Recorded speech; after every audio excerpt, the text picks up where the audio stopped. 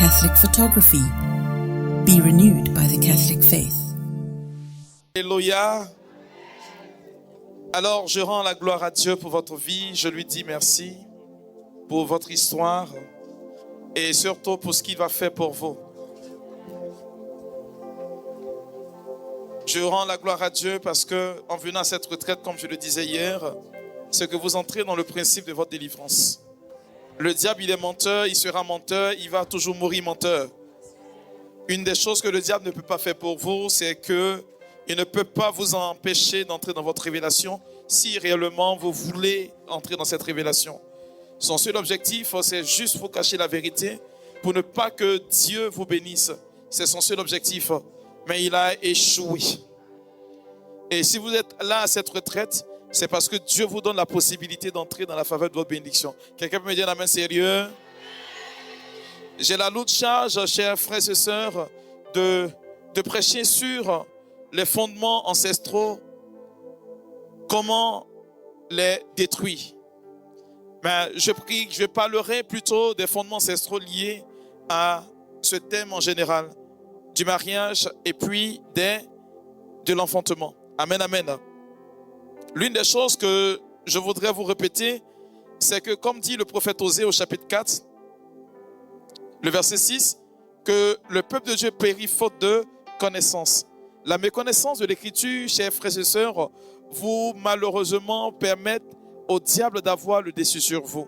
Mieux vous savez comment le diable opère et plus vous avez l'opportunité d'aller tout simplement dans la phase de réalisation de votre bénédiction. Amen, amen. Alors, chers frères et sœurs, il y a un passage sur lequel je voudrais m'appuyer. M'appuyer pour que vous puissiez savoir qu'il y a des fondements qui, malheureusement, peuvent vous empêcher d'entrer dans la phase du mariage et même dans la phase de l'enfantement. Je me permettrai de le faire, je vais le faire succinctement parce que je n'ai pas beaucoup de temps, mais je me permettrai de le faire. Est-ce qu'on peut me lire Juge chapitre 6? À partir du verset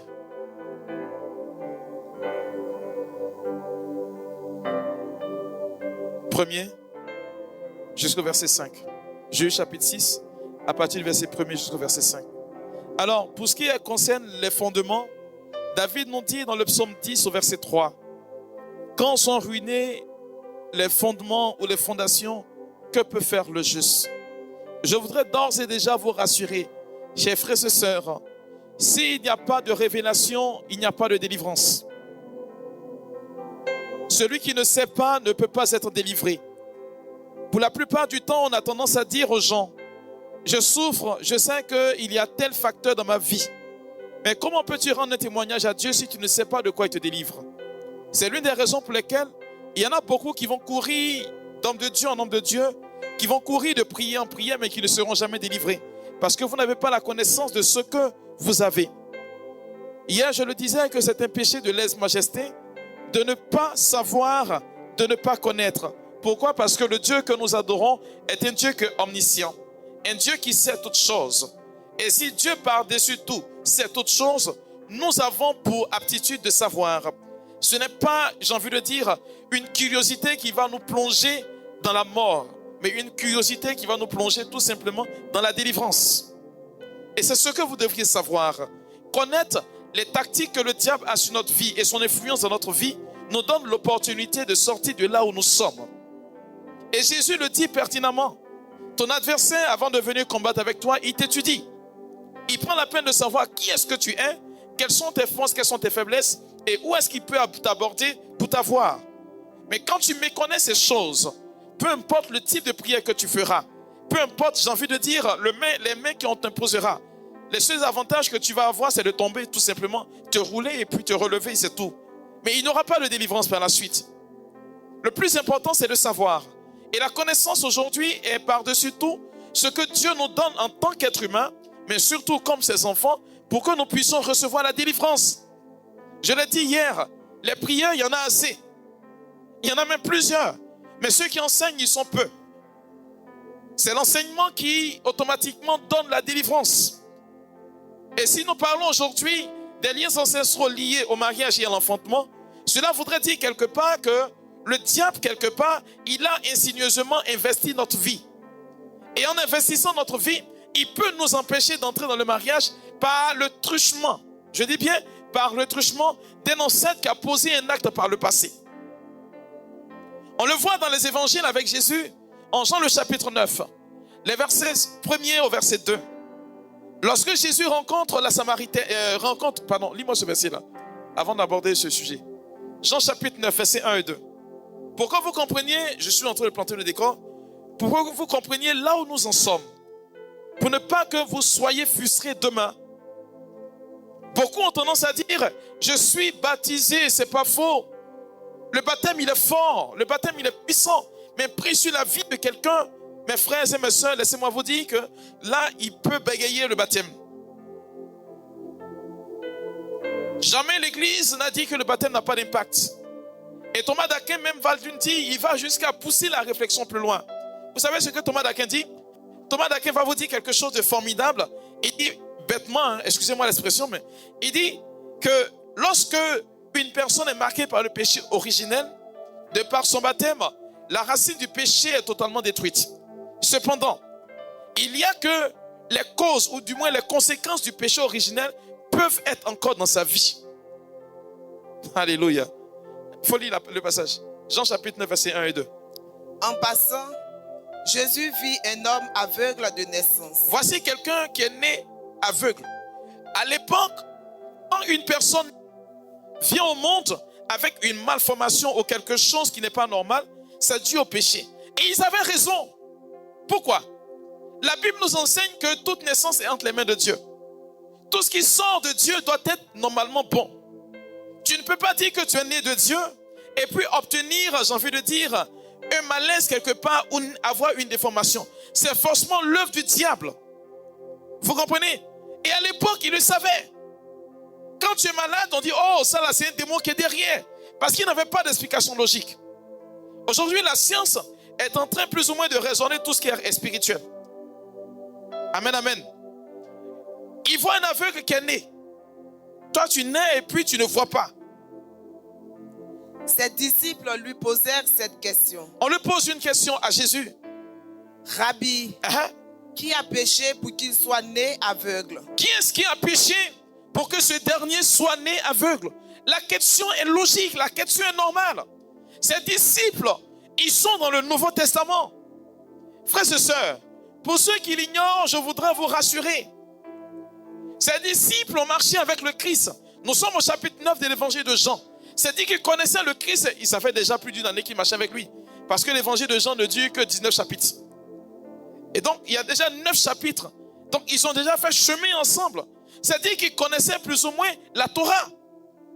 En connaissant la Torah, il est dit dans la Torah que lorsque une personne pêche, ce sont ses propres dents qui vont s'agacer et non pas les dents de ses enfants. Pourquoi les disciples posent cette question? Ce qui veut dire implicitement, chers frères et sœurs, qu'il y a des péchés que des parents commettent et que vous payez. Il y a ce que nous appelons la réclamation des sangs. Du fait que nous soyons issus d'une lignée familiale, par le sang, nous sommes capables de payer beaucoup de choses. Il n'y a pas longtemps, j'ai un confrère qui étudie sur la question des hôtels de famille. Et il a posé un problème. Nous étions à une session et tous les prêtres d'exorcisme étaient là. Et il a posé une question, puisqu'on parle de démons ici, on parle de ceci, on parle de cela. Et lui, il lève la main et dit, je vais poser une question, vous me répondez. La question est simple, c'est un fait avéré. Il dit, une dame qui, dans sa jeunesse, a été violée à 16 ans. Ses agresseurs, pendant qu'ils abusaient d'elle, elle a maudit ces derniers en disant, ce que vous m'avez fait là, que ça rejaillisse sur vos enfants. Amen, amen. La dame passe le cap du viol. Elle réussit à se marier. Dieu lui fait la grâce d'avoir 3 filles à des âges différents. Mais ces 3 filles sont toutes violées à l'âge de 16 ans. La question que le père a posée, est-ce que le viol est une maladie génétique? Vous comprenez? Mais lorsque j'ai poussé la réflexion un peu plus loin, j'ai compris un fait. Que parfois, des actes que nous posons ou des paroles que nous faisons ressortir dans le fait de la colère accompagnée de sang qui est versé peuvent avoir une répercussion contre notre vie. Elle était toute vierge à 16 ans. On abuse d'elle. Elle parle, son sang verse. Dans la colère, elle maudit. Et la malédiction, au lieu de porter, ça peut porter normalement un effet sur ses agresseurs. Mais ce sont deux faces d'une même pièce. Et voilà que, elle, malheureusement, ces 3 filles sont violées. On fait comment? Est-ce que le viol est une maladie génétique? Les scientifiques ont découvert il n'y a pas longtemps, je parle parce que mon fichier, je le mets à jour à chaque fois, que lorsque une personne a vécu un traumatisme dans sa jeunesse, la personne laisse des traces dans son ADN qui peut se transmettre jusque dans ses enfants. Mais je ne peux pas comprendre que le viol peut être tracé dans l'ADN de quelqu'un, ce n'est pas possible. Vous comprenez? Ce qui voudrait dire quelque part qu'il y a malheureusement une implication d'un acte qui a été posé et parce que la femme a maudit, le diable s'en est saisi simplement pour impacter négativement la vie de ses enfants. Parce qu'il y a eu la colère qui est là-dedans. Amen, amen. Chers frères et sœurs, ce que je suis en train de dire, c'est que certainement parmi vous, il y a des personnes qui n'arrivent pas à entrer dans la grâce maritale, dans la grâce de l'enfantement, pas parce que vous ne méritez pas, mais parce qu'il y a ce que nous appelons comme réclamation sur votre vie. Et tant que vous n'avez pas l'information de ce qui est fait, croyez-moi, vous ne pourrez jamais entrer dans la grâce du mariage ni dans la grâce de l'enfantement. C'est un principe qui est basique. C'est logique et c'est normal. Ce que tu ne maîtrises pas, tu ne peux pas posséder.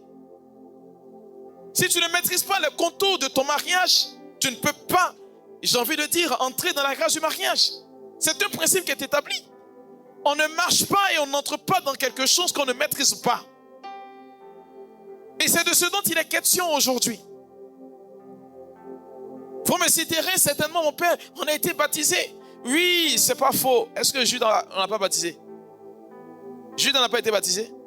Ça l'a empêché de trahir Jésus? Alléluia. Je suis en train de parler des effets de ce que des parents posent des actes et cela a une répercussion sur nous. Et quel type d'acte que les parents posent? Tu as eu? Juge. Allons-y.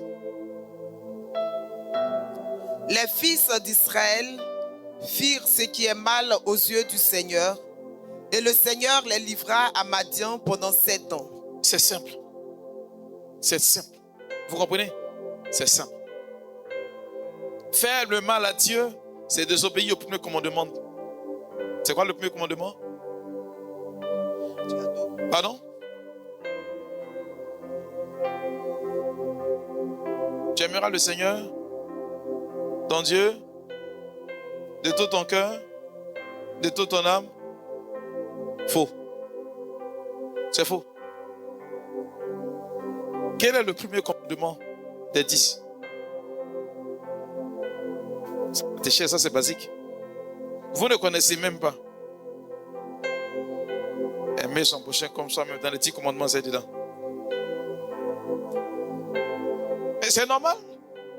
Mais c'est normal que vous soyez perturbé. Vous ne savez même pas les commandements de Dieu.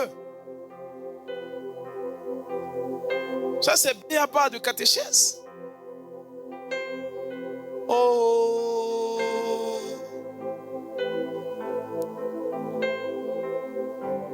Tu adoreras Dieu seul et tu l'aimeras plus que tout.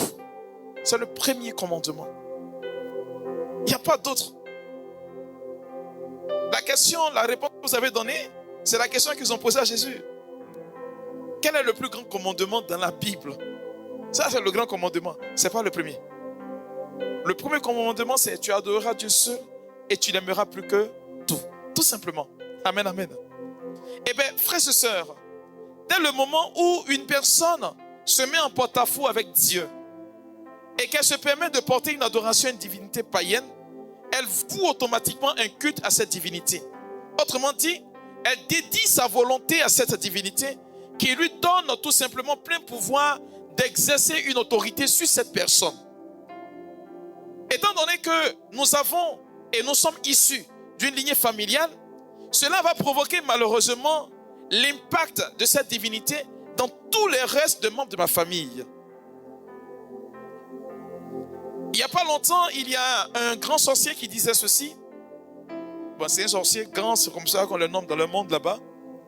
Lorsque vous vous permettez de partir rendre visite à un marabout, dès que vous entrez dans la case du marabout, vous êtes déjà la proie du sorcier. Et donc du marabout et du féticheur et de Satan. Quand tu entres net, les personnes qui vont avoir là, ce sont celles qui sont liées à toi par le sang. C'est pourquoi vous allez voir que parmi vous, il peut exister que l'un de vos parents soit entré en contact avec un marabout et vous, malheureusement, vous allez payer le plus fort parce que vous êtes liés par le sang. Vous dites, vous savez pas là.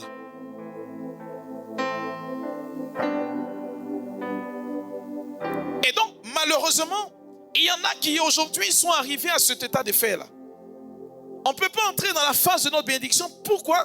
Parce qu'on a fait ce qui est mal aux yeux de Dieu. Mais si tu tournes le dos à Dieu, actuellement, il tombe de fines gouttes. Tant que vous êtes sous les bâches, est-ce que vous ressentez les gouttes de pluie? Moi, je ressens parce que je ne suis pas sous les bâches. Et c'est pareil avec Dieu. Tant que je suis dans l'amitié de Dieu, qu'est-ce qui se passe? Il y a des choses qui vont venir, peut-être les autres vont subir, mais moi, je ne subirai pas. C'est de ce dont on parle l'apôtre Pierre en 1 Pierre, le chapitre 1er, le verset 18. Pierre dit ceci et c'est fondamental. Ce qu'il dit, il dit ce n'est ni par l'or, ni par l'argent que vous avez été rachetés de la vaine manière de vivre héritée de vos pères.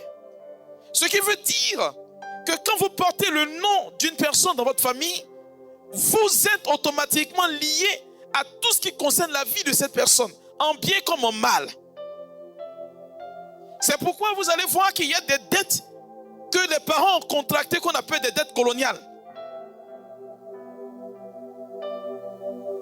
Parce que vous êtes issus de la même lignée. C'est le cas d'un jeune homme que j'accompagne depuis 2019. Quand on approche au moment des prières qu'on doit faire pour sa délivrance, il disparaît. Mais c'est un jeune homme qui a contracté une dette parce que son père en a contracté lui-même. Ce jeune homme, je vous assure, quand vous le regardez, un jeune, il est honnête en tout point. Mais il a été convoqué 17 fois à la police économique. La raison est que lorsqu'il a le sens des affaires, quand il commence à monter une affaire, il cherche toujours des partenaires. Mais chemin faisant, quand l'argent va commencer à rentrer, le partenaire tout de suite va fuir. Et c'est lui qu'on va accuser. La dernière fois qu'on l'a accusé et qu'on l'a conduit à la police économique, c'est le policier lui-même qui lui a dit, pardon, il faut chercher quelqu'un qui a prié pour toi. Parce que il devait la somme de 1,5 milliard. Ah, vous avez crié maintenant. Mais je vous assure,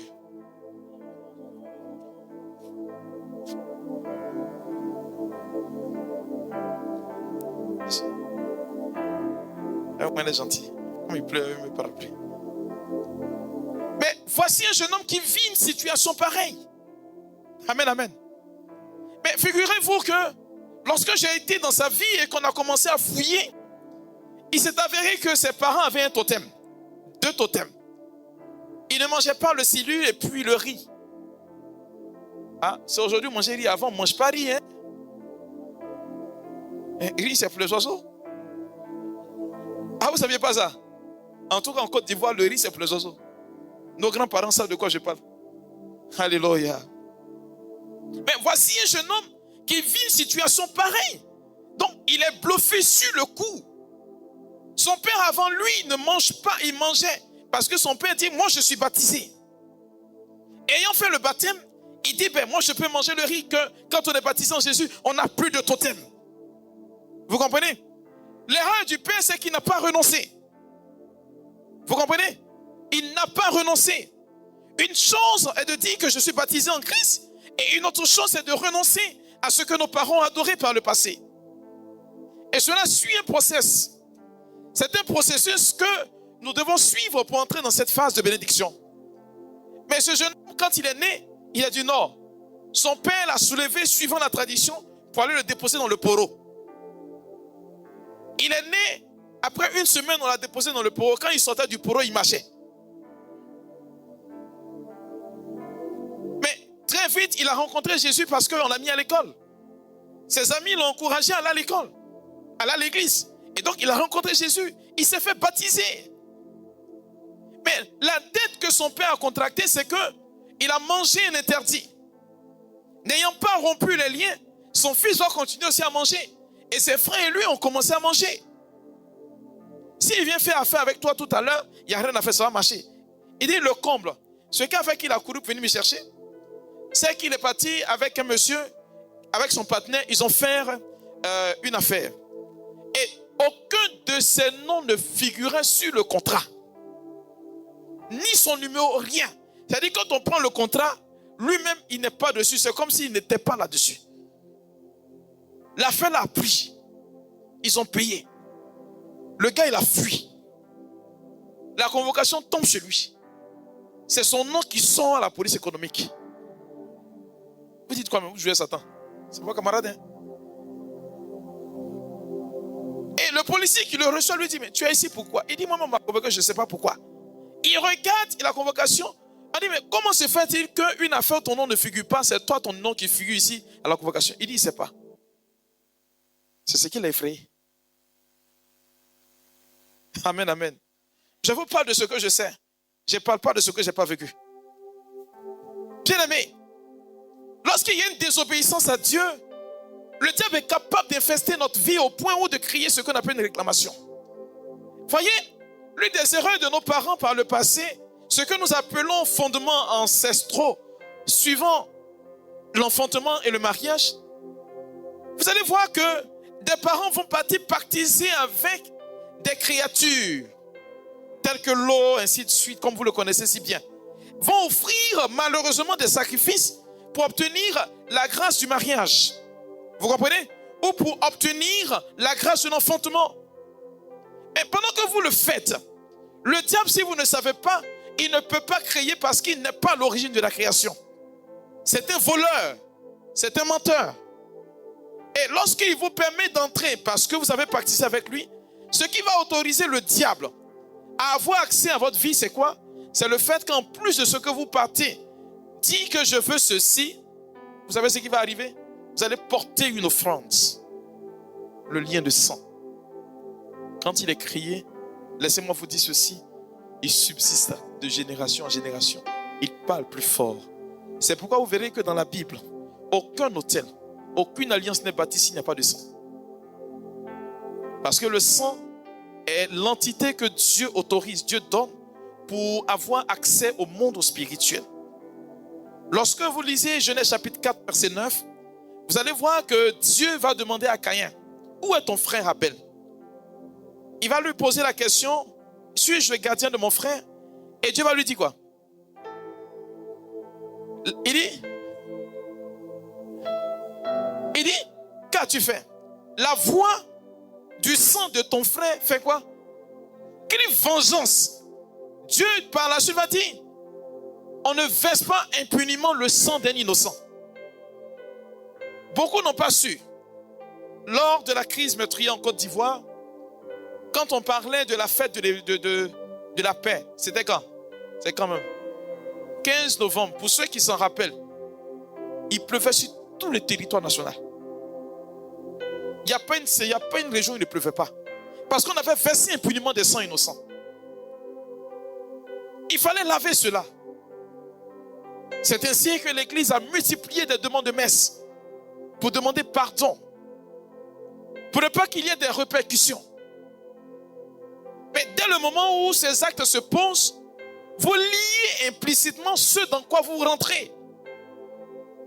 Lorsque le diable te donne quelque chose, c'est qu'il a récupéré ça ailleurs. Il ne te donne rien sans récupérer. C'est son principe de vie. Lorsque Dieu donne, il donne gratuitement.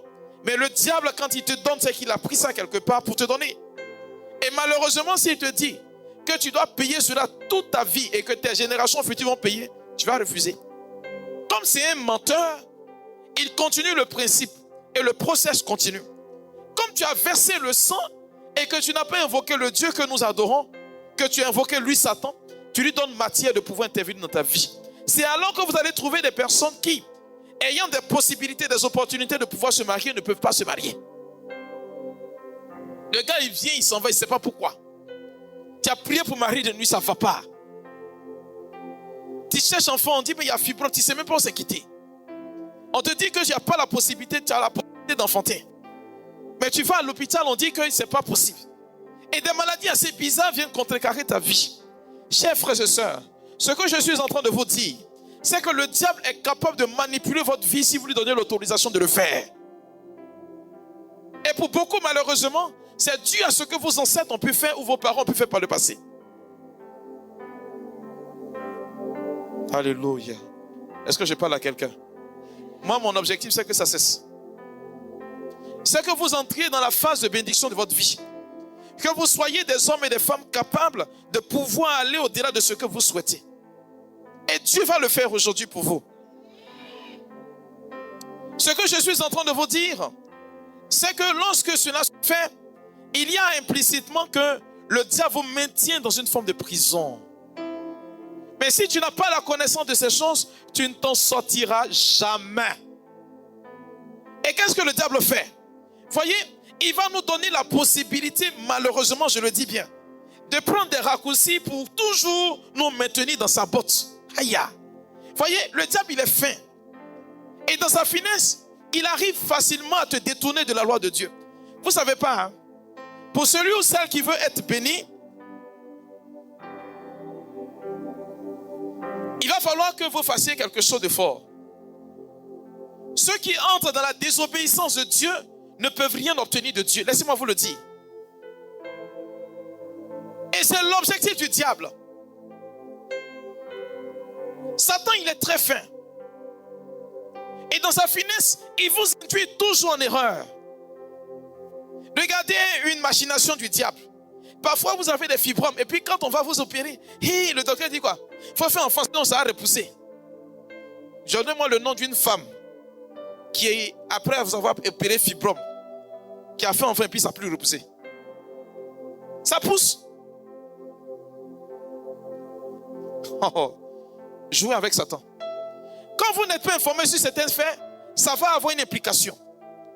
Laissez-moi vous dire que le diable aujourd'hui, la façon d'adorer Satan, ce n'est plus, j'ai envie de dire, comme nos parents le faisaient par le passé, où ils venaient, ils prenaient ceci, du sang, ainsi de suite. Le diable a des techniques plus évoluées.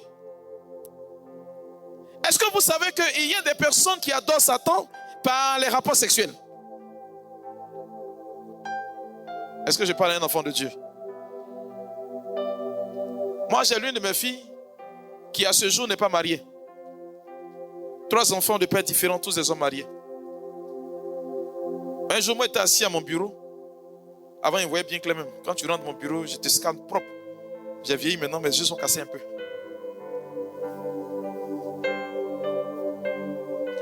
Quand elle est entrée à mon bureau, les lumières ont commencé à faire comme ça. Jeu de lumière. Le climatiseur s'est arrêté un coup. Il y a une forte chaleur qui est sortie de mon bureau. J'ai dit, mais je regarde, je sors, les lumières sont normales. C'est chez moi que ça fait cela. J'ai dit, ma fille, excuse-moi, il faut aller dehors. Et puis tu reviens. Quand elle sort, le climatiseur donne bien. Les lumières sont bien allumées. Quand elle rentre, ça se coupe. J'ai dit, sors encore, il faut revenir. Quand elle est rentrée la 3e fois, je lui pose la question, mais tu as quitté où même? Vous savez ce qu'elle me dit? Elle est quittée à la maison. Et j'entends dans mon oreille là-bas, elle ment. J'ai dit, ma fille, tu mens. Tu es quitté où? Elle dit, papa, c'est quitté à la maison. Elle dit, oui, tu viens tout à l'heure de la maison, mais tu es quitté à l'hôtel. Elle dit, attention, on peut rien te cacher d'elle. Je lui ai dit, c'est pas l'hôtel, j'ai quitté là qui me fait peur. Tu sais à qui tu as couché? Alléluia. Elle dit non, que c'est un monsieur qui depuis 6 mois la draguait, donc elle a pris le temps de l'étudier, ça et là. J'ai dit, c'est papier. Elle dit, il y a un problème. J'ai dit, oui. L'homme avec qui tu as couché, là, c'est un marabout.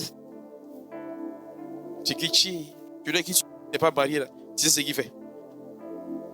Oui, il y a franc-maçon dedans. Vous ne savez pas ça? Vous ne savez pas? Ah, oh. Elle dit non. Donc quand je lui ai dit que c'est avec marabout, vous savez ce qu'elle a fait? Un pas, deux pas. Pendant qu'elle reculait, elle disait non, mon père, c'est pas vrai. Et puis, au troisième pas, elle s'est bloquée. C'est-à-dire qu'il y a quelque chose qui a fait tic dans son esprit. Elle dit, je viens. Elle est sortie.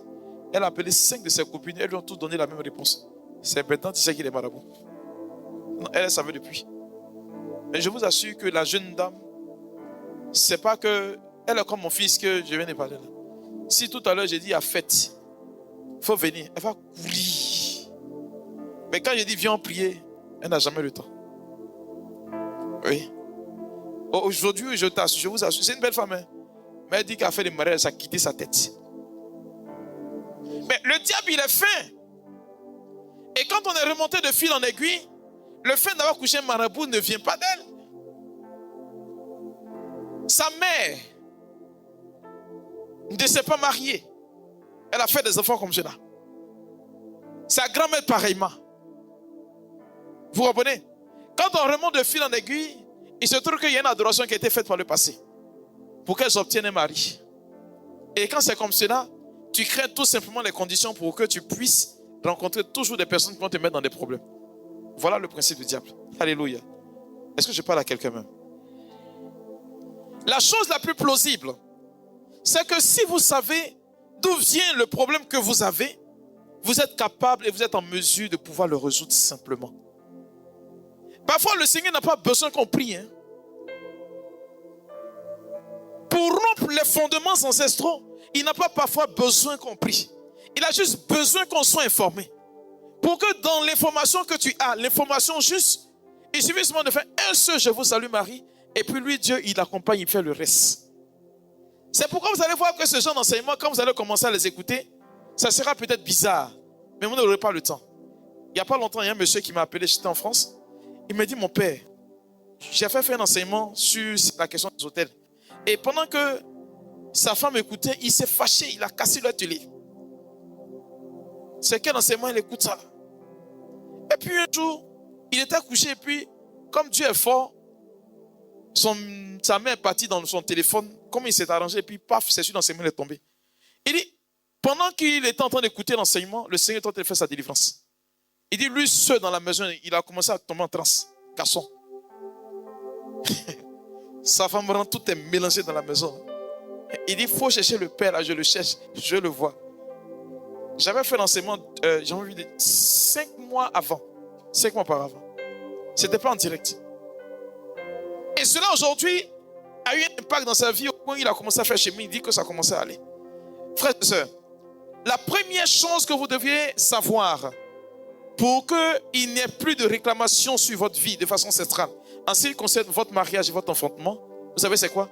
C'est de connaître la source. Savoir d'où vient mon problème. Mieux je sais d'où vient mon problème, et puis je peux commencer à le résoudre. Amen, amen. Amen, amen. La deuxième chose que vous devriez faire, vous savez c'est quoi? C'est de renoncer. Hier, je vous faisais remarquer que le diable peut malheureusement influencer quoi? Notre intelligence et notre volonté. Mais il ne peut pas les posséder, il ne peut pas les dominer parce qu'il n'a pas la clé. Le diable peut regarder vos gestuels et puis s'imaginer ce que vous allez faire après. Il ne peut pas deviner. Il n'a pas la possibilité d'entrer dans votre esprit. Il vous fait croire qu'il peut, mais c'est faux. Je le dis, c'est un menteur. Tu comprends, non? C'est comme tu es en train de regarder un film, excusez-moi, érotique. Subitement. Hein? Et puis, lui, Satan, il peut deviner par le regard que tu as sur le film, à travers ton geste, que cette personne-là, si je lui envoie, par exemple, un homme, elle va coucher avec elle, avec lui. Vous comprenez, non?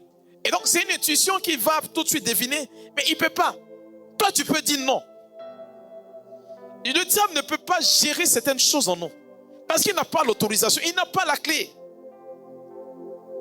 Ce qui fait que nous avons la possibilité, c'est que Dieu nous a créés libres. Et c'est au nom de cette liberté que je peux me permettre de prier.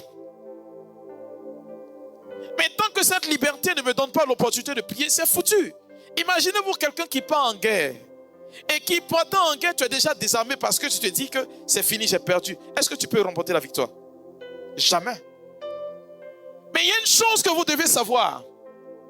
En 1 Jean le chapitre 4 au verset 4, Jean dit ceci.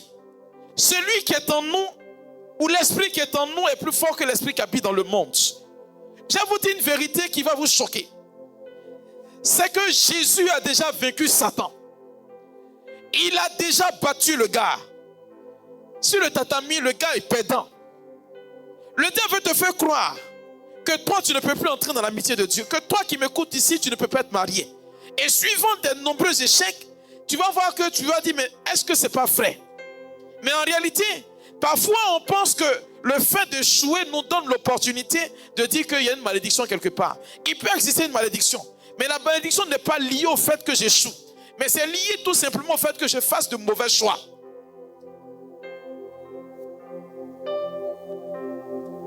Les femmes, pourquoi vous souffrez dans le mariage? Avant de vous marier, pourquoi? Parce que quand vous passez le cap de 30 ans, ça devient un stress pour vous. Il faut que je me marie. C'est écrit où que quand tu es marié à 50 ans, tu n'es pas marié? C'est écrit où? Vous ne voyez pas que la science est en train de changer sa façon de faire? Avant, il disait quoi? Oh, à 45 ans, tu es quoi? Ménopausé. C'est pas ça? Aujourd'hui, ils disent quoi? À 50 ans, on peut enfanter. Je vous dis une chose. Le diable, c'est un menteur. Il est capable d'inspirer la science pour vous traduire ce qui est faux. Si vous marchez dans la vérité de Jésus-Christ, je vous assure que le temps de Dieu n'est pas le temps des hommes. Et si le temps de Dieu n'est pas le temps des hommes, c'est que vous êtes capable de pouvoir entrer dans la faveur de votre bénédiction. Moi, je dis à quelqu'un ici que si tu es venu à cette retraite, c'est que tu as la possibilité d'enfanter, tu as la possibilité de te marier. Oui, il y a ce qui est fait, il y a ce que nos parents ont dit, il y a ce qu'ils ont contracté. Mais la chose la plus plausible, c'est que je me mets dans la grâce de ce que Dieu me donne la possibilité d'entrer dans ma faveur. Est-ce que j'en suis convaincu? C'est là que se trouve la question. Est-ce que tu es convaincu que tu vas te marier? Voilà. Aïe. Est-ce que tu es convaincu que tu vas enfanter? Aïe. Et pendant que tu pries, tu penses au mal. Aïe. Le mal là, c'est l'homme qui l'a mis, non? Il peut disparaître. Moi, je crois en Dieu parce que Dieu est capable de changer la physionomie de certaines personnes. Alléluia. Cette retraite va aboutir à quelque chose comme un résultat satisfaisant pour vous. Oh, tu n'as pas veillé la nuit et puis demain tu avais me dit que... Ah, pourquoi? Bon, c'était moi, je ne vous ai pas dit dormir. Et je n'ai rien dit. Alléluia. Il faut que vous entriez dans la mentalité des vainqueurs. Voyez, vous connaissez Edison? Edison. Celui qui a fabriqué votre lumière. Vous le connaissez? Vous savez, il a échoué combien de fois? 2000 fois. Non, 1999 fois. Et c'est 2000e fois qu'il a réussi. Et quand on lui disait que tu échoues, vous savez ce qu'il disait? Il dit non, j'ai pas échoué. Je n'échouais pas. J'étais en train de me bonifier. Je suis en train de vous dire ceci. Que la somme de ce que vous avez connu comme échec est en train de vous préparer à quelque chose de plus grand. Et c'est dans cette mentalité que vous devez prier. Mais si vous priez tout simplement dans un sentiment, ah, est-ce que je peux me marier? Est-ce que je peux enfanter? Vous n'allez jamais y arriver. Moi, je vous assure, quand Dieu dit, ça arrive. Et bon, mon Dieu, là, vous savez c'est qui? C'est lui qui défie les lois de la gravité. Oui, Dieu n'entre pas, il n'entre dans aucun système. On dit c'est pas possible, lui dit que c'est possible. Il n'y a pas longtemps, il y a une de mes filles qui était passée me voir. Non, sa grande soeur, par son biais, est venue me voir. Une jeune fille qui a à peine 30 ans. Et on déclare la fille, elle est cancéreuse. Cancer des seins, qui s'est généralisé. Elle avait commencé la chimiothérapie. La pauvre fille, quand elle entrait dans mon bureau, elle pleurait. J'ai commencé à rire aussi. Quand tu rentres dans mon bureau, que tu pries, moi je ris, c'est comme ça. C'est le principe. J'ai commencé à rire, mais regarde. Elle dit, mon père, tu te moques de ma situation. Mais il dit quoi? Tu pries, moi je ris, et c'est la même chose en fait. Elle m'explique qu'on lui a dit qu'il lui reste 2 mois à vivre. que là, elle est en train de partir en Tunisie pour voir si on peut sauver la situation. Imaginez-vous une jeune fille qui est... Et je lui ai dit, si tu as parcouru cette distance pour arriver chez moi où je suis là, c'est que tu es guéri. C'était juste pour lui arracher un petit sourire. Elle dit, ah bon? Il dit, oui. Moi, parfois, quand je parle, il ne sait pas de quoi je parle. Je parle bêtement et puis ça passe. Elle dit, oui. Il dit, oui, oui. Elle est partie. Avant de partir, j'ai prié pour elle. Je n'ai pas duré. Moi, ce genre de cas-là, jamais, je ne dis pas. Viens, il a posé les mains. J'ai dit, Seigneur, c'est au nom de l'église que je lui impose des mains. Avec ses mains qui chaque jour touchent l'Eucharistie. Je lui impose des mains. Seigneur, rétablis la vitesse de sa santé. Il faut éradiquer cette maladie-là. Quand elle est partie, quand elle est revenue, elle revient plus vite que ce qu'ils ont décidé. Elle est partie. Moi, j'étais en France ce jour-là. Une semaine après, le médecin lui dit, on va faire des analyses. Elle fait des analyses, puisqu'elle est partie à son dossier médical. Elle dit, quand elle arrive, il dit, ben écoute, tel que je regarde, je sens qu'il a fait des analyses normales. Ce qui va se produire, s'il y a un changement, peut-être que c'est minime, quoi. Et donc, il fait des analyses. La deuxième semaine, il appelle. Il faut venir prendre les résultats. Quand elle arrive, il lui demande, tu as quoi, ma fille? Automatiquement, elle dit, ça là, c'est fini pour moi. Elle dit, docteur, j'ai un cancer de sein qui s'est généralisé. Il lui repose la question une deuxième fois, ma fille, qu'est-ce que tu as? Elle répète encore, pensant qu'il n'avait pas bien entendu. La troisième fois, il pose la question. Elle lui dit, mais docteur, tu as mon dossier, non? Il dit, oui. Il lui dit, mais tu sais pourquoi je te pose la question? Elle dit, non. Vous savez ce qu'il va lui dire? J'ai les dossiers de Côte d'Ivoire. C'est ça. Moi, j'ai fait mes analyses. Moi, c'est ça. Je ne sais pas ça, là, c'est pour qui, hein? Mais ça, là, c'est pour toi que j'ai fait. Quand j'ai fait mes analyses, là, j'ai regardé, j'ai vu que ça, là, c'est pas la même chose que ça, là. Que la personne dont ils sont en train de parler, là, c'est pas toi. J'ai dit, mais elle dit quoi? Docteur, ça veut dire quoi? Il dit, j'ai fouillé, on a envoyé chez les spécialistes, on n'a pas trouvé dans ton sang cancer ni quoi que ce soit. Ça s'est passé rapidement. Il dit bien rapidement. Ça veut dire que moi, mon Dieu, il aime les grands défis. C'est pourquoi je veux annoncer à quelqu'un. Même si dans l'histoire de ta famille, il a été dit que personne ne se marie ou personne n'enfante. C'est pas moi qui l'ai dit, c'est Coëlette. Chapitre 3, verset 1er. Il dit, il y a un temps pour chaque chose. Il y a un temps pour connaître la stérilité et puis il y a un temps pour connaître l'enfantement. Ce qui veut dire quelque part que ce qu'ils ont annoncé là, court jusqu'à... Quand ça arrive sur toi qui es en Dieu là, ça s'arrête. Je suis en train d'annoncer à quelqu'un qu'il y a un nouveau départ pour ta famille au travers de ta personne. Et c'est dans ce principe que tu dois prier. Quand on est en Dieu, l'échec n'est pas envisageable. Moi, je n'échoue jamais, je ne tape jamais poteau. Parce que le Dieu que j'adore m'a toujours dit que je serai vainqueur, je vais réussir. Ce n'est pas une situation tumultueuse qui va m'effrayer. Le diable a toujours un plan de secours derrière. Mais moi, mon Dieu, là, il est serein. Peu importe la queue qui remue, une chose est sûre, c'est que moi, à la fin, je vais rire. Est-ce que tu sais pourquoi? La Bible m'enseigne dans le livre de la Genèse. Lorsque Dieu a créé Adam et qu'il a donné la possibilité à Adam de nommer toutes choses, le cœur d'Adam était triste.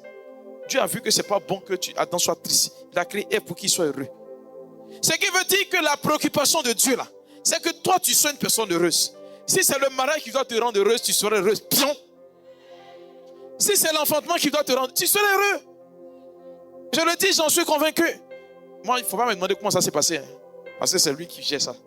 Mais une chose est sûre, ça va se produire.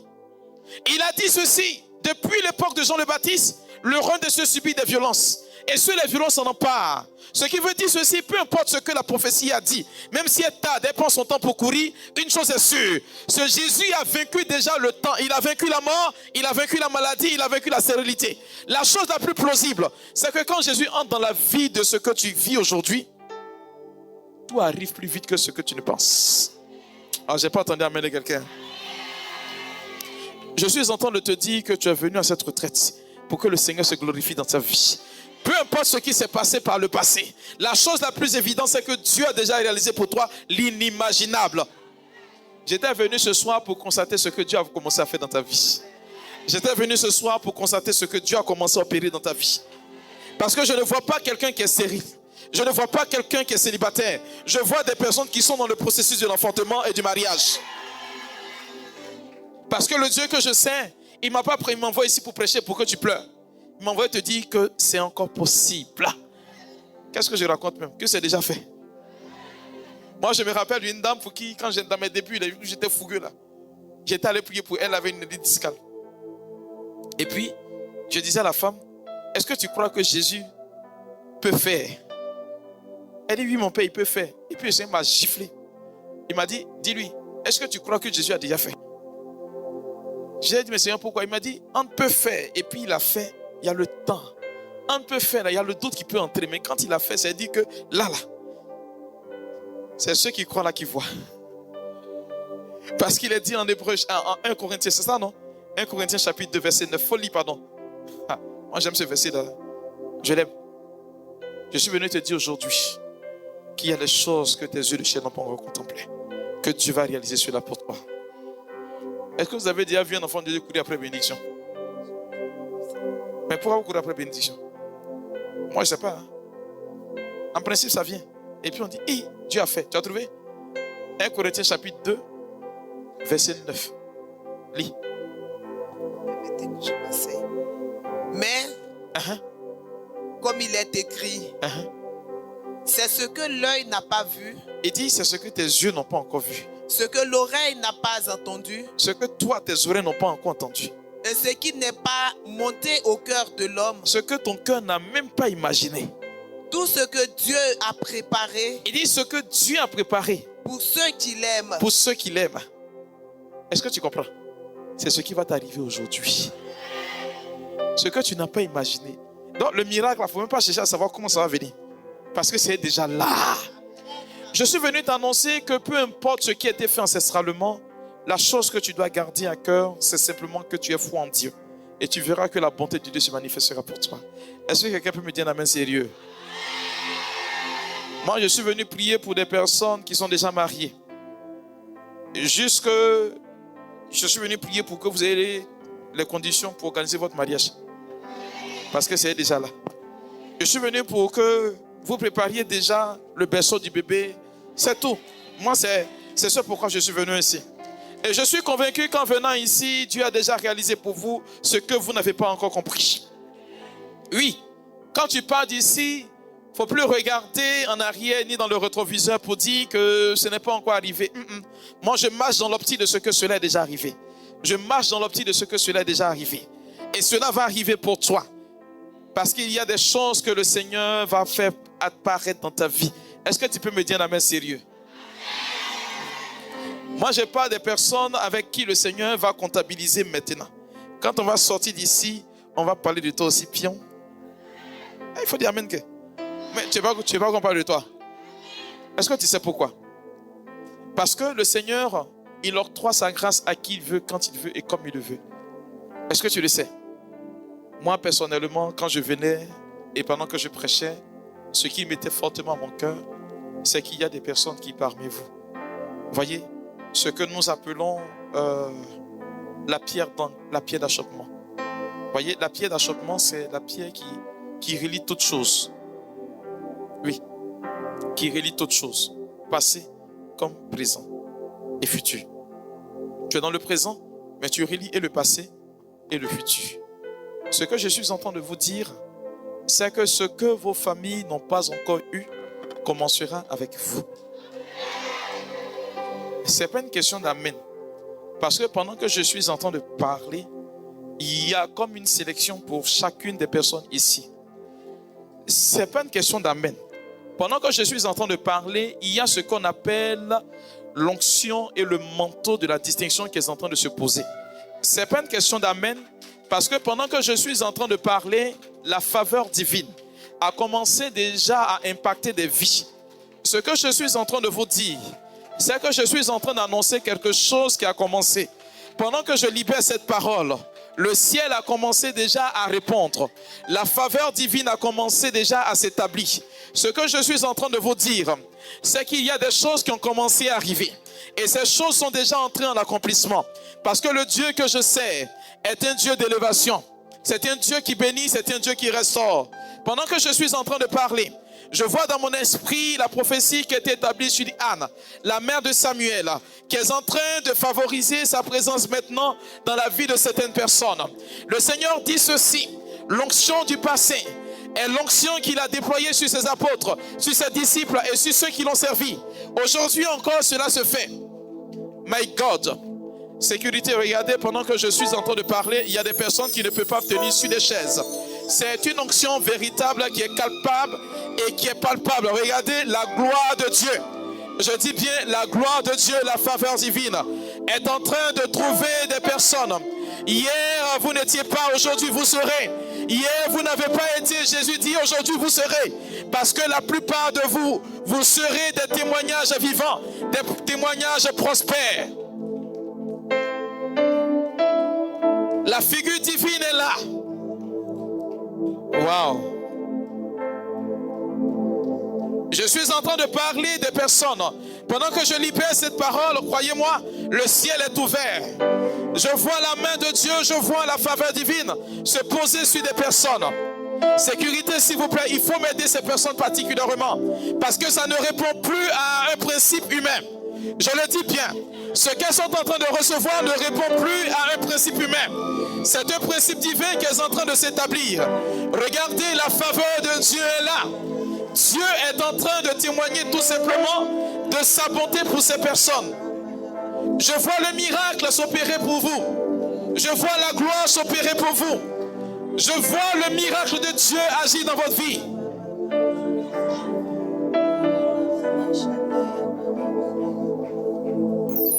Alors que je suis en train de prier, je vois dans mon esprit que le Seigneur est en train de faire remonter des personnes qu'on avait comme enterrées. Vous étiez déjà dans le passé, mais là le Seigneur dit ceci: ce qui était dans le passé remonte à la vie, parce que c'est lui qui autorise que cela arrive. Il dit: rien de ce qui est dit dans le secret ne sera pas entendu au grand jour. Dieu rend favorable à toute vie. Sa présence est là aujourd'hui. Il y a un témoignage que tu dois rendre. Et ce témoignage commence maintenant. Il y a un témoignage que tu dois rendre. Et ce témoignage, c'est pour maintenant. Il n'a pas dit hier. Il dit: je suis le Dieu qui est. Je suis le Dieu qui est dans le présent et non pas dans le futur. Ce n'est pas une prophétie qui va se réaliser dans 5000 ans. Il dit: c'est maintenant que ça s'accomplit.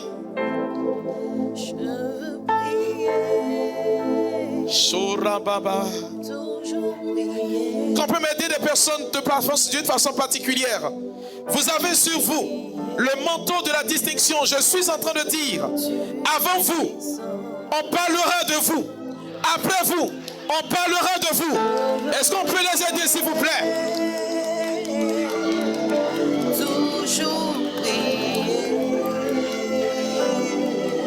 C'est un témoignage qui a commencé. Jusqu'à ce que tu m'exauces, je veux prier. Wow. Toujours prier. Ce qui est en train de s'opérer, c'est la faveur de Dieu. Jusqu'à ce que tu m'exauces. C'est la faveur divine. C'est la grâce de Dieu qui est en train d'établir sa souveraineté. Toujours prier. Dieu est fidèle. Prier jusqu'à ce que tu m'exauces. Seigneur, c'est toi qui bénis et c'est toi qui exauces. Si tu me donnes de prier, c'est parce que tu es entré déjà dans l'exaucement. Prier jusqu'à ce que tu m'exauces. Sécurité, s'il vous plaît. Regardez, pendant que je libère cette parole, le ciel est en train d'interroger la terre. Pourquoi cette personne est restée statique? Parce que le Seigneur a déjà décrété que ces personnes doivent évoluer. Les chaises sur lesquelles les personnes sont assises, elles ne pourront pas tenir. Parce que la gloire de Dieu est en train de donner opportunité maintenant au ciel de répondre.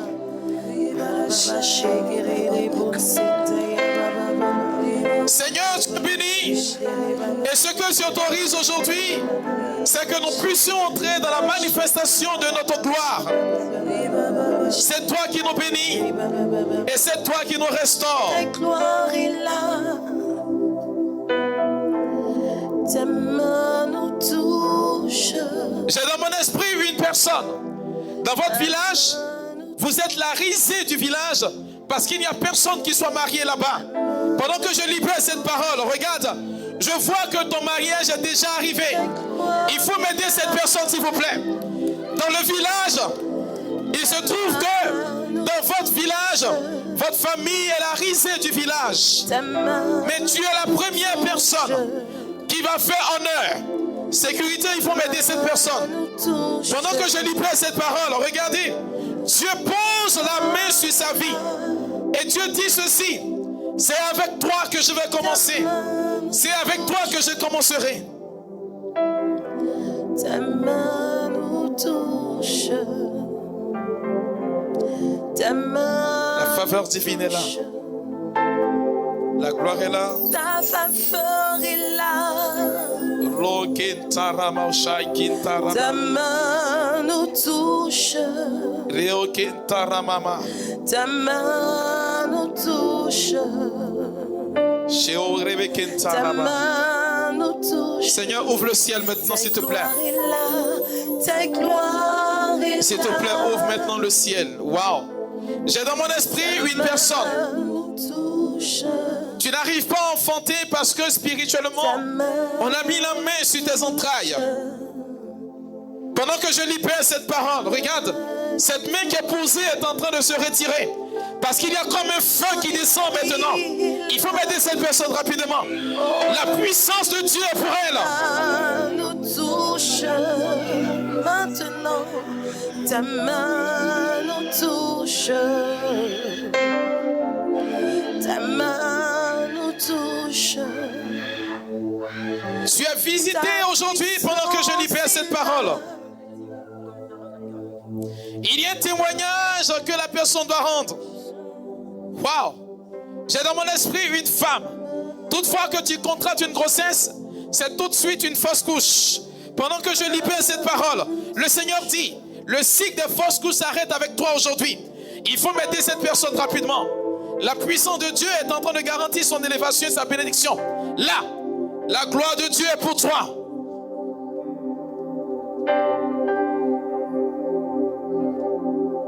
Wow.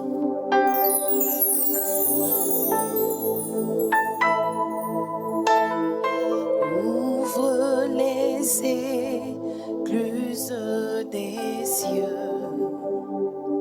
Fais qu'il pleuve ta gloire. Fais qu'il pleuve. Ouvre les écluses des cieux. Fais qu'il pleuve. Fais qu'il pleuve. Ta gloire, ta gloire.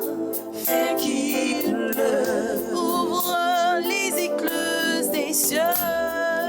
Ouvre les écluses des cieux. Fais qu'il pleuve ta gloire. Fais qu'il pleuve. Ta gloire descende. Que ta gloire descende. Fais qu'il pleuve. Oh, ouvre les écluses des cieux. Ouvre les écluses des cieux. Fais qu'il pleuve ta gloire. Fais qu'il pleuve. Fais descendre ta gloire. Fais qu'il pleuve. Ouvre les écluses des cieux. Ouvre les écluses des cieux. Oh, fais qu'il pleuve. Fais qu'il pleuve. Oh, fais qu'il pleuve. Fais qu'il pleuve. Ouvre les écluses des cieux. Ouvre les écluses des cieux. Nous voulons voir ta gloire se manifester encore et encore.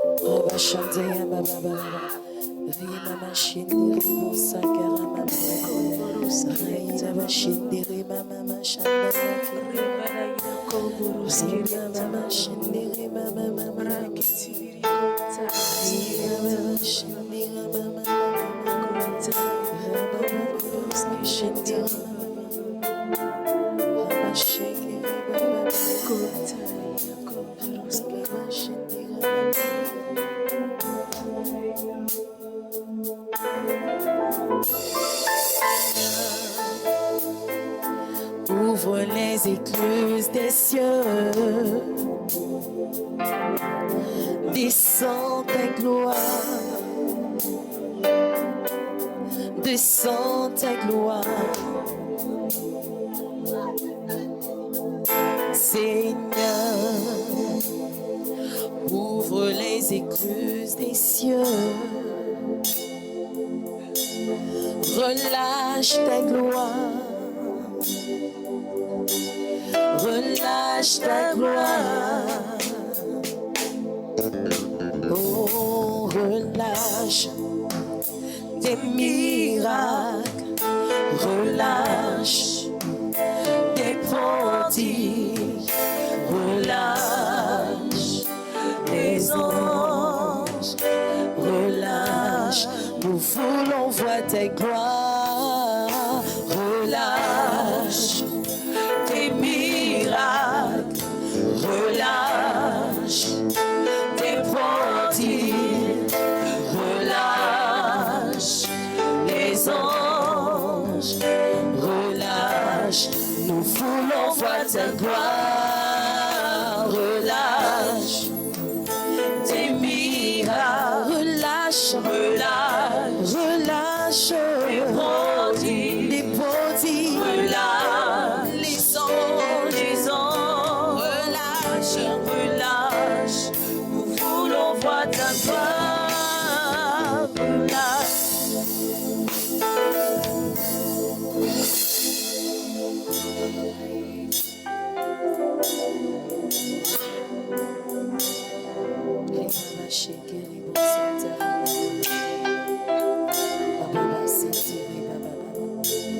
Fais tomber, oh, ta pluie.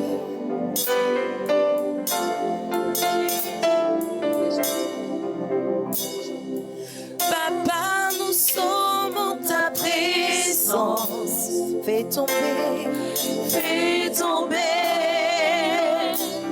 Oh, ta pluie, qu'elle envahit, envahit nos vies. Nous sommes en ta présence. Nous sommes en ta présence.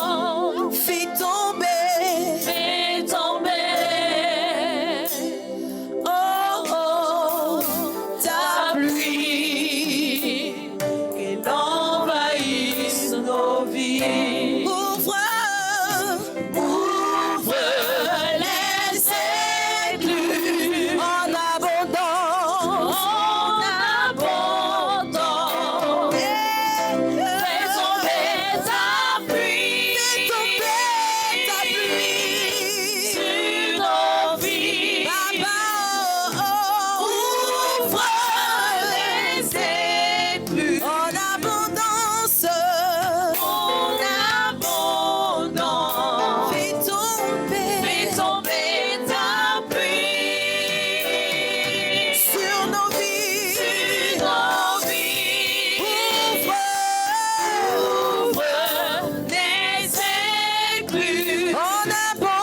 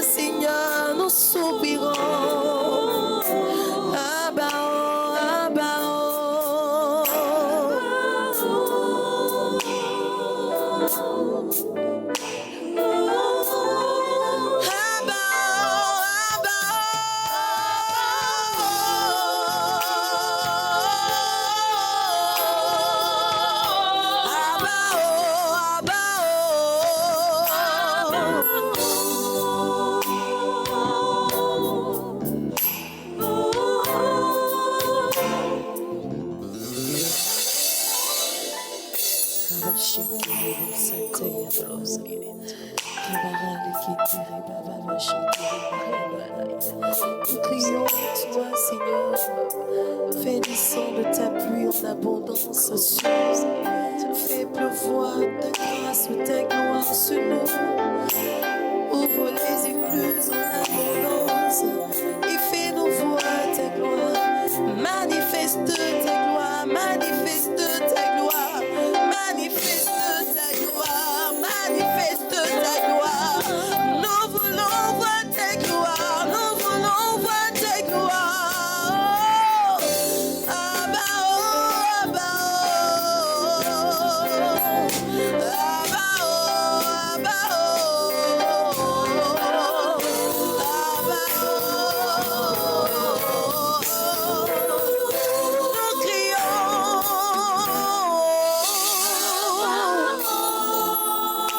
Tu es au-dessus de tout.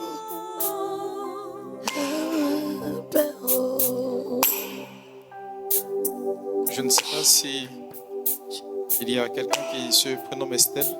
Je veux prier pour toi. Estelle. Estelle. Il y a... Estelle, tu veux venir aussi? Viens. Je ne sais pas pourquoi. Il y a quelqu'un qui est là, c'est une jeune dame. Tu n'es pas mariée, mais tu portes une bague sur l'annulaire gauche. Tu peux venir? Tu n'es pas marié. Je ne sais pas si tu as fait déjà marié, mais tu portes une bague sur l'annulaire gauche. Tu peux venir?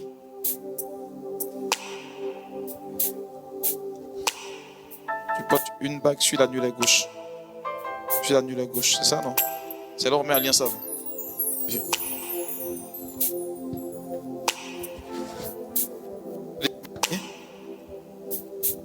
Il faut retirer.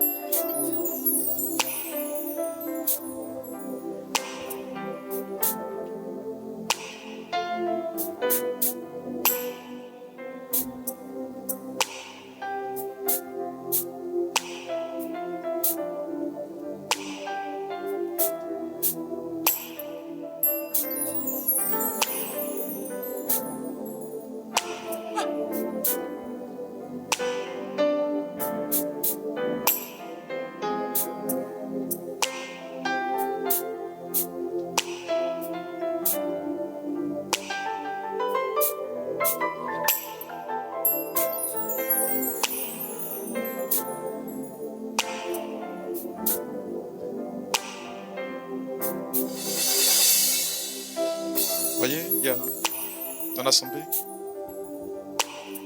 le Seigneur va libérer beaucoup de femmes qui ont comme honte de leur état de célibat.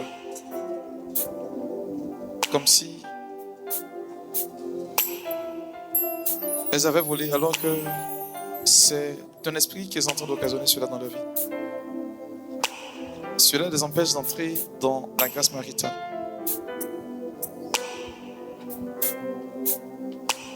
Elles donnent l'allure des personnes qui sont comme mariées. Pourtant, elles ne sont pas mariées. Sécurité, il faut les aider s'il vous plaît. Pendant que je libère cette parole, le Seigneur est en train de les libérer. Faites très attention. J'ai compté au moins 5 personnes. Au moins 5. Il faut les aider. Le Seigneur dit que c'est un esprit qui vous donne cette envie-là de vouloir vous faire passer pour des femmes mariées alors que vous n'êtes pas.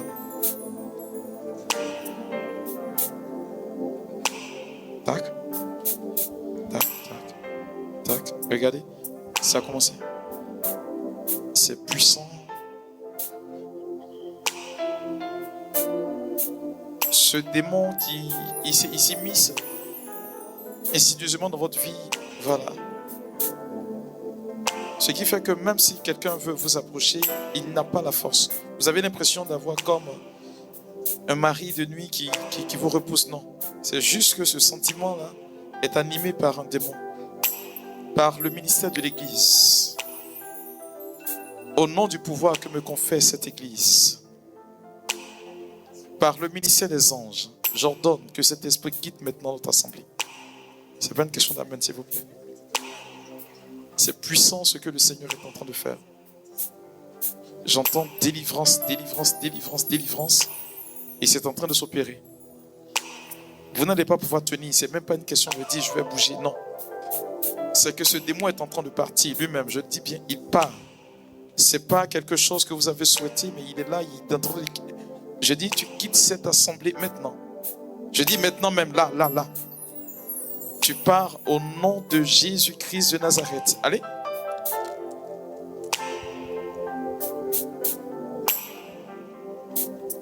Soyez vigilante, j'en ai compté au moins 5.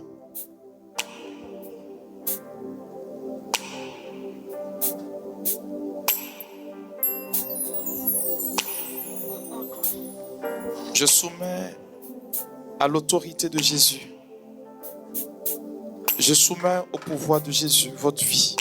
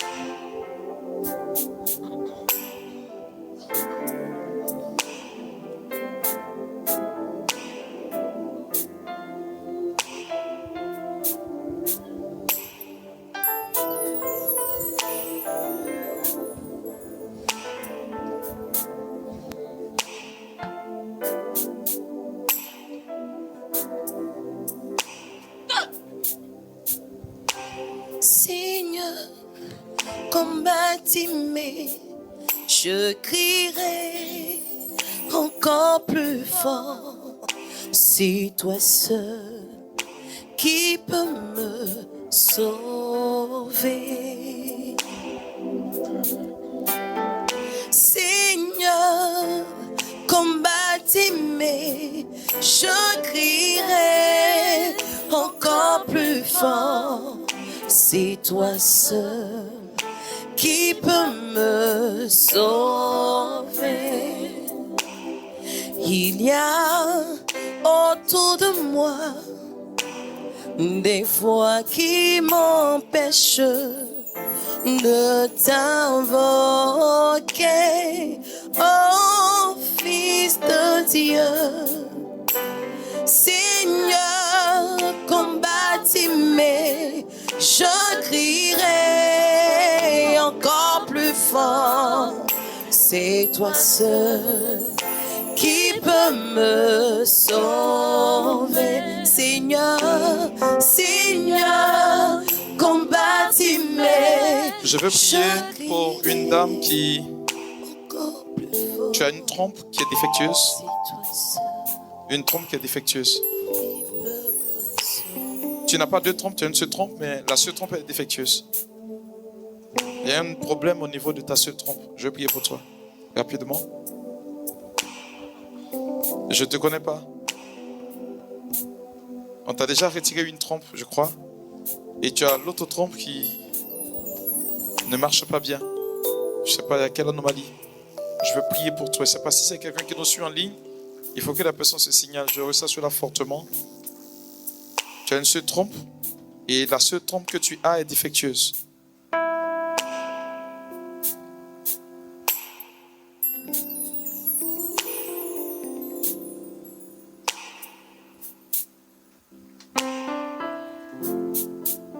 Je vais prier aussi pour une autre femme. Tu as un seul enfant et ça fait plus de 10 ans que tu cherches un autre enfant. Tu peux venir aussi rapidement. Tu as un seul enfant. Ça fait plus de 10 ans que tu en cherches un deuxième.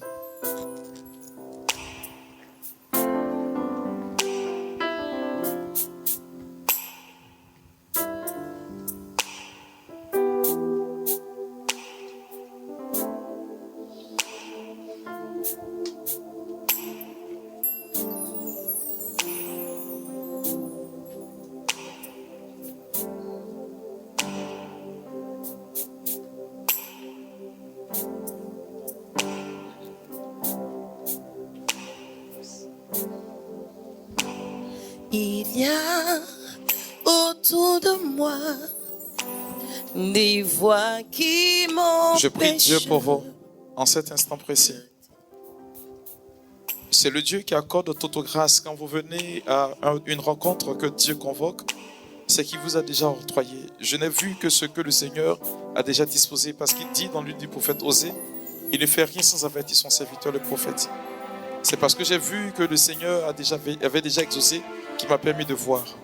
Je déclare que ce que mes yeux de chair ont pu contempler, que le Seigneur porte cela à son achèvement. Que vous soyez dans la pleine réalisation de ce que vous souhaitez obtenir maintenant même. Je déclare que Christ est votre Seigneur et par-dessus tout que ce qui est dit sur votre vie s'accomplisse maintenant, lui qui est Dieu pour les siècles sans fin. Amen. Amen, amen. Alors, est-ce qu'on peut acclamer puissamment Jésus?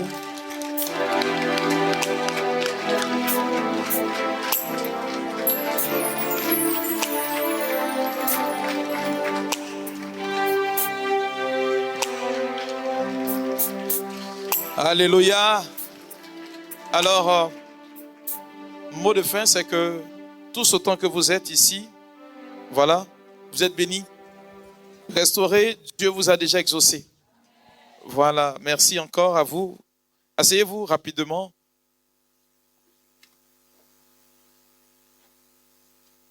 Mais pourquoi ça me revient? Ton mariage a été rejeté 3 fois. C'est qui? 3 fois, ils ont rejeté ton mariage. À 3 reprises, c'était reporté. 3 reprises. Viens. Viens rapidement, s'il te plaît. À 3 reprises, celui avec qui tu es, avec qui tu chemines, a reporté à 3 reprises. Aucune raison valable. Je ne sais pas pourquoi. Je n'ai pas dit 4, j'ai dit 3 fois. À 3 reprises.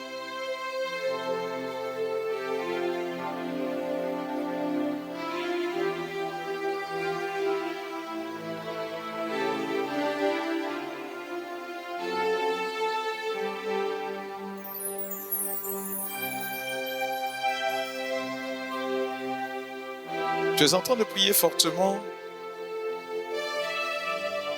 pour que le Seigneur te donne un signe. Si celui avec qui tu es en train de cheminer est vraiment que l'homme que Dieu a prévu que tu maries, tu peux venir rapidement. C'est une jeune fille. Viens rapidement, s'il te plaît. C'est ta prière. Tu chemines avec quelqu'un et tu es en train de demander à Dieu de te donner juste un signe. Un signe.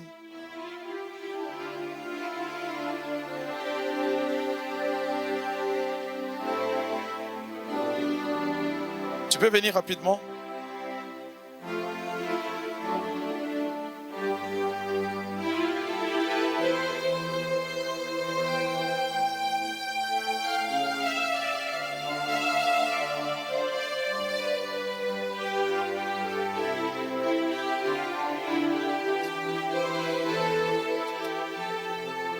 Je peux faire un mauvais calcul, mais Dieu ne se trompe pas. Tu as 32 ans. Viens maintenant. Tu as 32 ans, tu chemines avec quelqu'un et tu demandes si l'homme avec qui tu es en train de marcher, est-ce que c'est vraiment lui que Dieu a prévu pour toi? Je n'ai pas vu quelqu'un de grand. Non. Je vais prier pour ces 2 dames. Je ne sais pas si la personne est en ligne.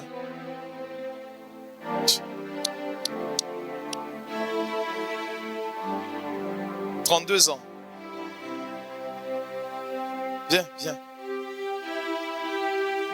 Tu as me dit quelque chose. Si c'est ça, je vais confirmer.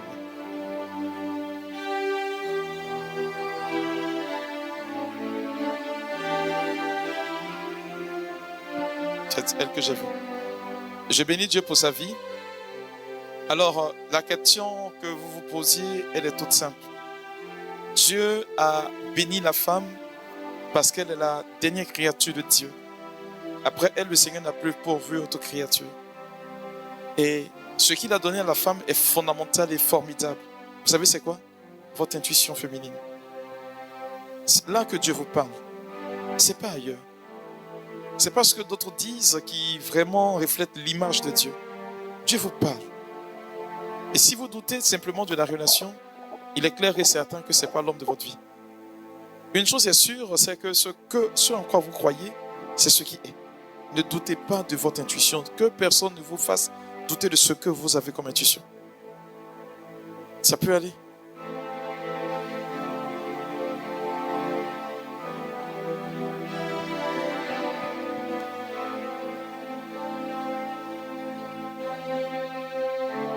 Je prie pour vous, pour que le Seigneur vous éclaire simplement. Ne vous laissez pas influencer par quelqu'un, c'est compris? Amen, amen. On va acclamer puissamment le Seigneur.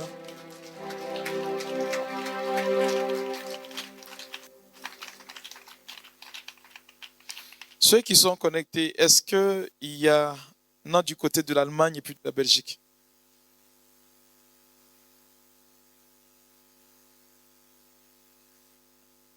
Tu ne vois pas?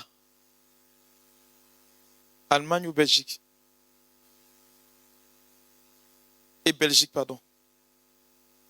Il y en a? Alors, ce sont deux dames. Allemagne et Belgique. Deux femmes. Il y en a une qui est en train de prier pour son mariage et une autre pour la grâce de l'enfantement. Il faut confirmer avant que je ne poursuive.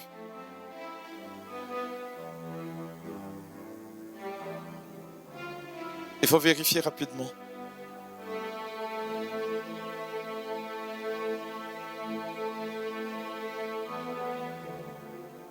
Enfantement.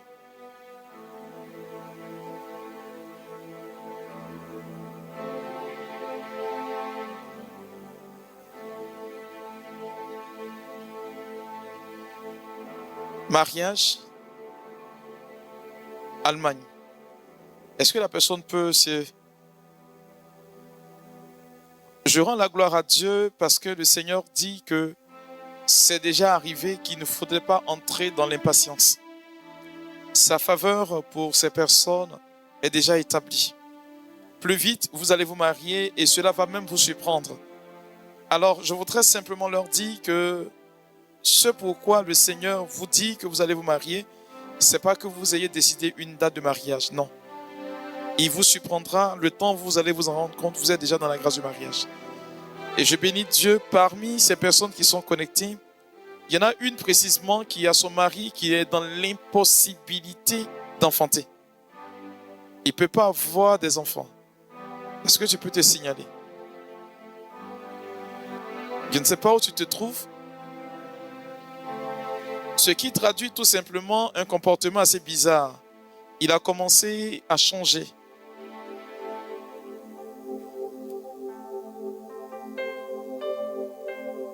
Excusez, je suis en train de prier pour ceux qui sont en ligne.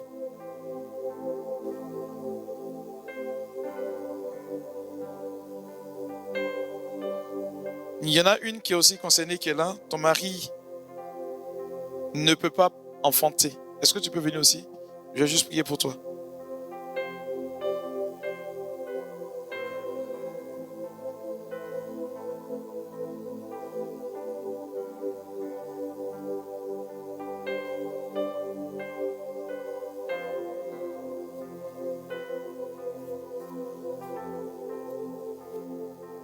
Lorsque vous allez rentrer, je vais vous demander une seule chose. Je prie pour vous, mais vous allez le faire un véritable câlin.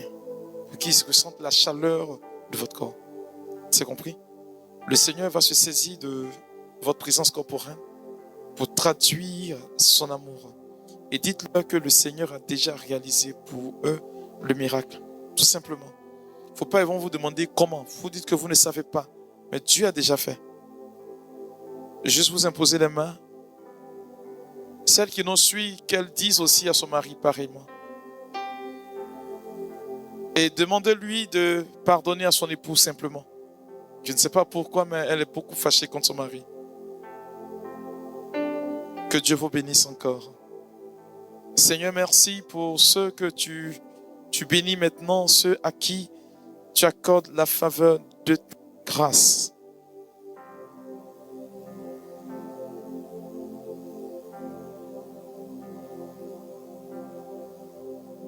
Merci Jésus. Je veux prier pour une femme ici, avant de partir. ton foyer est en train de mourir. Tu es au bord du divorce. Au bord du divorce parce qu'il n'y a pas d'enfant. Tu peux venir, j'ai prié pour toi. Rapidement. Viens. Tu es au bord du divorce parce qu'il n'y a pas d'enfant.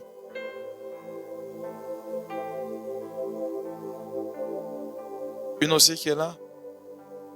Le Seigneur, il faut venir rapidement s'il te plaît.